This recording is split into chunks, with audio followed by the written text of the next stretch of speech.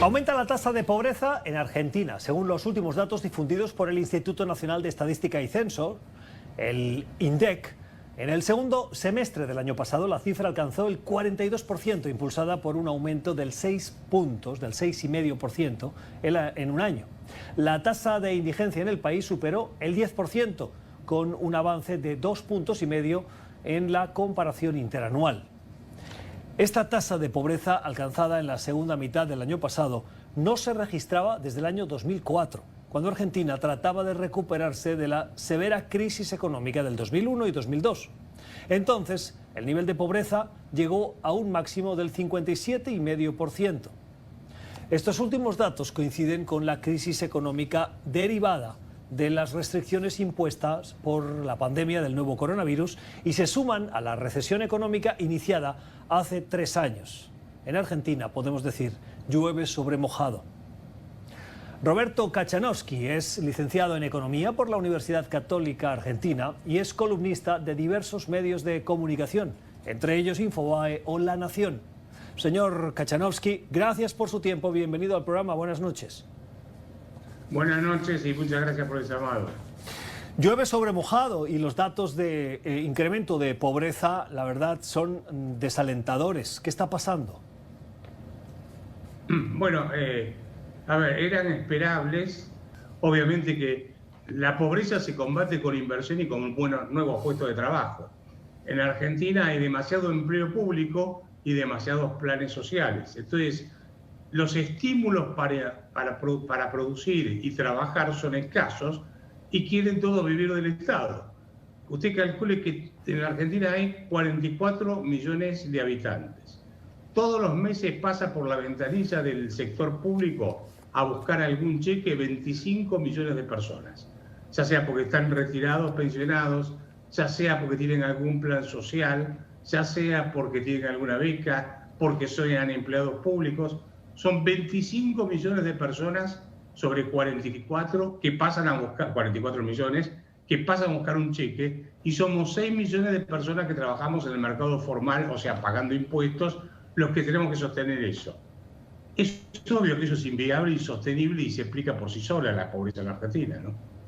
Claro, entonces yo le diría, es insostenible, pero parece imposible entrar en un proceso de revertir ese abultado estado de bienestar que usted me está describiendo. Lo digo porque cada vez que un gobierno ha intentado una medida que vaya en esa línea regresiva, se las ha visto en las calles y eso desincentiva a cualquier político a adoptar ninguna medida en ese camino. Macri, en cierta manera, lo intentó y mire cómo le salió. Sí, en realidad Macri no. La verdad es que en el periodo de Macri la cantidad de planes sociales aumentó un 20%. Ah, caramba. Digo, de beneficiarios o de personas que recibían planes sociales, los beneficiarios, aumentó un 20%. Así que, por ese lado, que fue una de las críticas que yo formulé en ese momento, yo veía que no se estaba restableciendo la cultura del trabajo y se seguía con lo que llamo la cultura de la dádiva, ¿no? Esperar que el Estado me dé alguna dádiva para poder vivir. Entonces, se crean todos esos tipos de incentivos y el cambio más que económico tiene que ser cultural. Ahora, fíjese usted que en la Argentina, en la década del 80, lo que se llama gasto público social, todo lo que incluye planes sociales, previsión digamos, retiro de personas jubiladas, lo que es vivienda, etcétera, educación, todo eso representaba el gasto, representaba el 47% del gasto total. Hoy es el 66%. O sea que usted cada vez gasta más en planes sociales o en gasto social y cada vez tiene más pobreza y más desocupación al mismo tiempo. Porque como contrapartida de ese aumento del gasto público, usted tiene una carga tributaria que espanta a las empresas, tiene una legislación laboral que hace que las empresas no quieran contratar gente, tiene inestabilidad en la regla de juego. En Argentina se han confiscado muchas veces los activos en el sistema financiero. Entonces crea todas las condiciones como para que no haya inversión. Al no haber inversión, el Estado quiere dar más planes sociales, tiene que aumentar el gasto público y cada vez el sector privado es más chico y los que viven del Estado son cada vez más. O sea, se entra en un círculo vicioso. No sé si me explico. O sea, se explica muy claramente.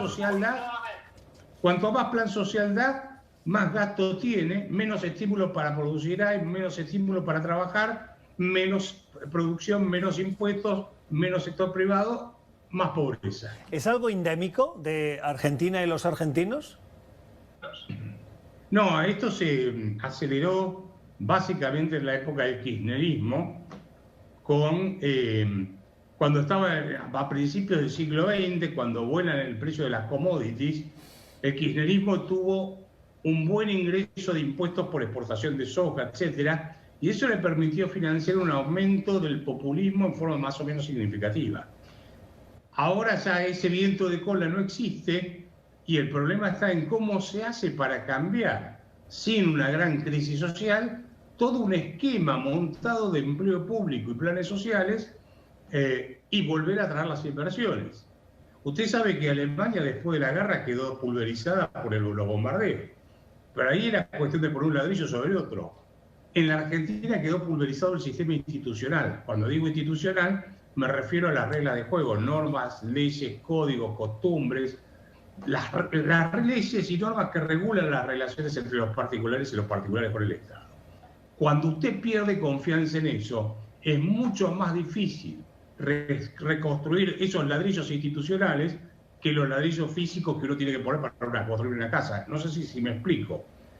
Y esa falta de credibilidad hace que no haya inversiones, al no haber inversiones, hay pobreza.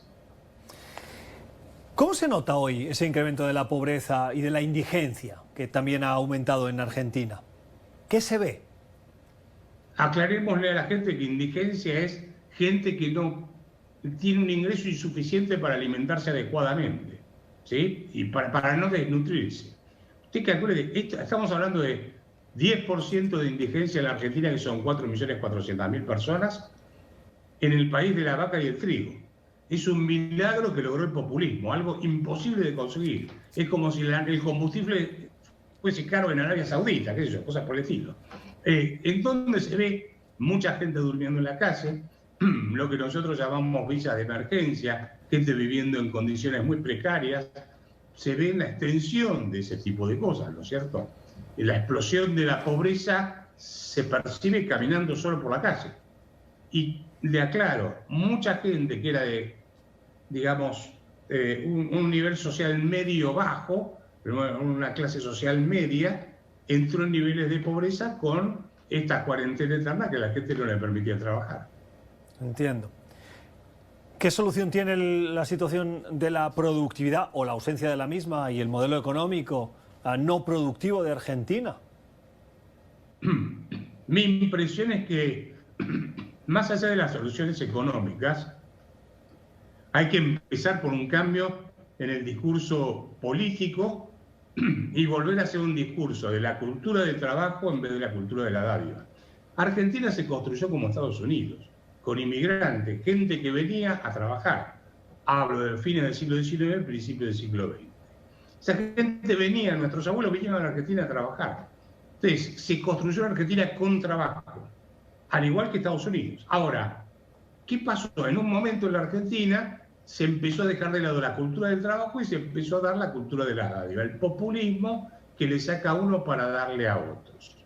Entonces, lo que yo veo es que ambos, bueno, el kirchnerismo no va a cambiar su discurso, porque esta es la orientación que tiene, pero lo que es la oposición debería tener un discurso donde empiece a hablar de la cultura del trabajo. Esto se cambia más en los valores de la gente, hay que hacer un cambio profundo en los valores de la gente y, por supuesto, en el campo económico acompañar. Pero los economistas no podemos resolver un problema que es esencialmente de valores que imperan en la sociedad, ¿no?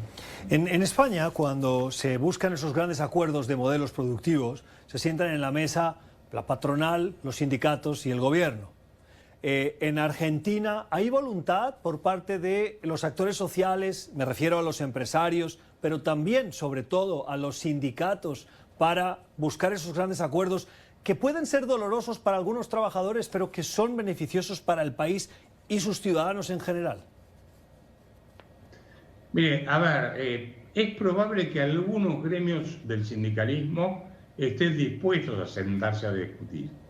Hay un dirigente sindical importante en Argentina que se llama Moyano, que es el que más complica la existencia porque bloquea todas las plantas donde uno quiere producir, pide cosas disparatadas, es el que, digamos, extorsiona más o complica más la vida de las empresas.